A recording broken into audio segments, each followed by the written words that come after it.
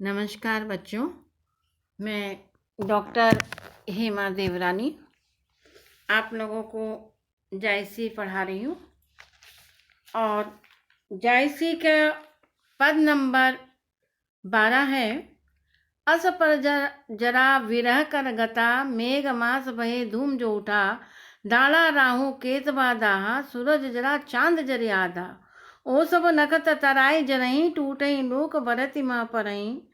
जरे जो धरती ठावई ठाऊं, दही कपलास जरे तही दाऊं। बिरह सांस तस निकसे झारा, दही दही पर्वत हुई अंगारा। भंवर पतंग जरे ओ नागा, कोयल भुजैल डोमा कागा। बन पंखी जब सब जीव ले उड़े, जलमा मच्छ दुखी होई बूढ़े। महू जरत तह निकसा, समुद्र बुझाए आई। समुद्र पान जरि खाभा, धुआं रहा जग छाई। बहुत सुंदर वर्णन कवि ने यहाँ पर किया है। और कवि कह रहे हैं कि विरह के दुख में वो जो पक्षी राज है वो अपने विषय में बता रहा है कि अस पर जरा विरह कर गठा। विरह के दुख में, नागमती के विरह के दुख में वह ऐसा जला कि धुआं उठने से मेघ काले हो गए। मेघ मास भय धूम जो उठा, यानी जो विरह के कारण जो धुआं उठा उससे मेघ काले हो गए। दाड़ा राहु केतवा दादा, राहु के जलने पर केतु भी जल गया। दाड़ा राहु केतु का दाभा, मतलब राहु के साथ साथ केतु भी जल गया। सूरज जरा चांद जरे आधा, सूर्य जल गया और चांद जलकर आधा हो गया। और सब नक्षत्र और तारे और सब नखत तराई जरही, सारे नक्षत्र और तारे भी क्या हो रहे हैं? जल रहे हैं। जिनसे जलते हुए टुकड़े टूट टूट कर धरती पर टूट ही, लूक धरती माँ पर ही। टूट टूट करके वो क्या हो रहे हैं? धरती पर गिर रहे हैं। टूट टूट कर वो धरती पर गिर रहे हैं। जरे जो धरती ठावई ठाऊं, दही कपलास जही तही ठाऊं।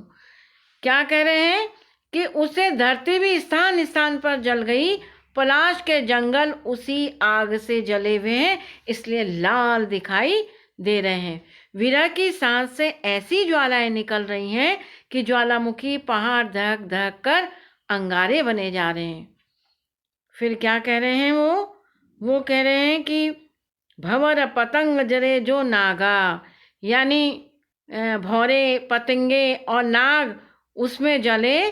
कोयल भुजंग और कौवे उसी में जलकर काले हो गए। कोयल भुजैल डोमा कागा ये सब काले हो गए उस अग्नि में। बन पंखी सब जीव ले उड़े, और निश्चित रूप से वन के जो भी पक्षी हैं सब अपना प्राण लेकर उड़ गए।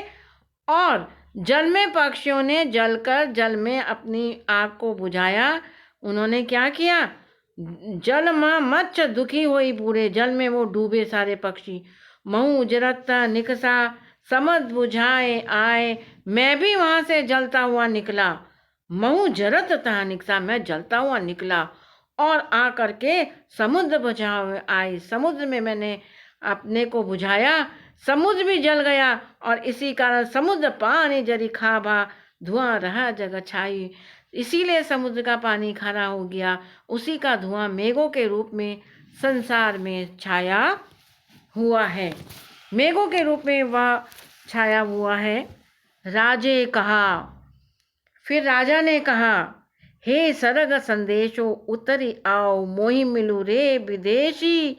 पायटे कि तो ही लावा हियरे, प्रेम सदेशु कहूँ होई नियरे। कहाँ विहंगम जो बनवासी, कित गिरही ते होई उदासी। जही तरिवर तप तुम अस को किल काग बराबर दो। धरती माँ विष चारा परा, हारल जानी भूमि परिहरा। फिरो वियोगी डारही डारा, करो चले कहाँ पंख सवारा। जिय के घटी घटति नीति जाही, सांझति जीव रहे दिन राति।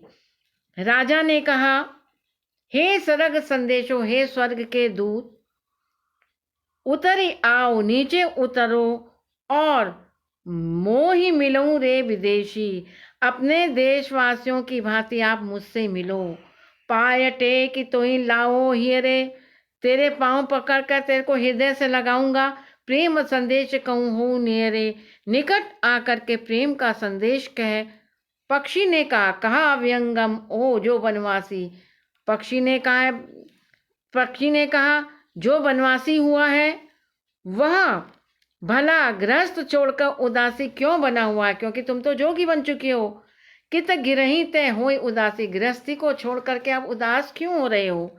जही तरीवर तप तुम असको, जिस वृक्ष के नीचे तुम्हारे जैसा कोई सुनने वाला हो, उस पर कोयल बोले या कौआ दोनों बराबर है। कोयल काग बराबर दोनों बराबर हैं। धरती मह विष चारा परा, हारिल जानी भूमि परिहरा। धरती में विष का चारा फैला हुआ है, यह जानकर हारिल ने धरती को ही छोड़ दिया। ऐसे ही क्या तुमने गृहस्थी में विषम और दुखों को भरा देखकर हृदय में हार मान ली।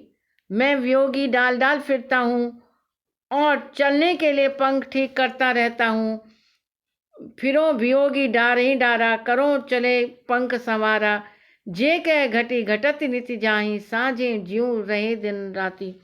मैं वियोगी डाल डाल फिरता हूँ, चलने के लिए पंख ठीक करता रहता हूँ। जीवन की घड़ियां नित उठती जाती हैं, प्राण सांसों में है, दिनों की गिनती में नहीं है।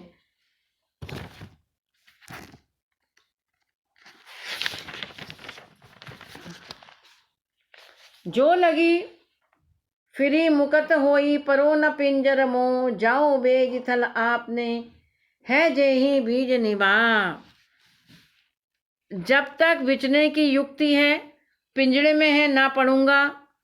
अतएव विंध्यवन में जहाँ मेरी स्थली है, शीघ्र मैं वहाँ जाता हूँ। इस प्रकार से राजा रत्नसेन और पक्षीराज का संवाद चलता है।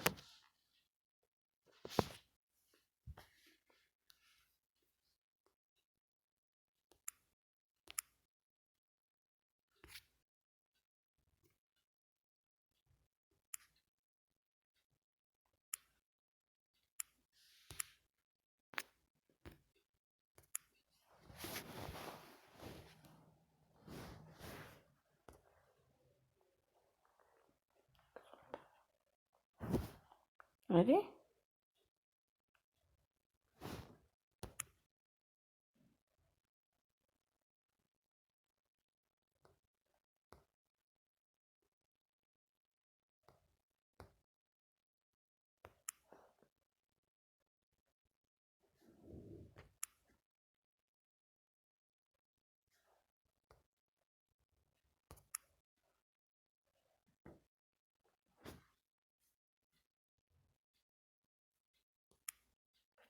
क्या था, मैंने बंद किया था क्या?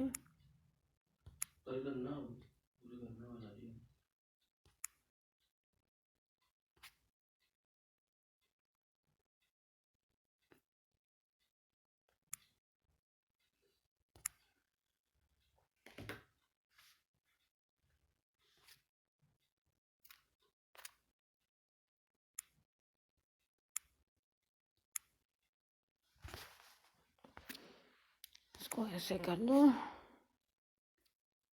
कैसे बजाऊं?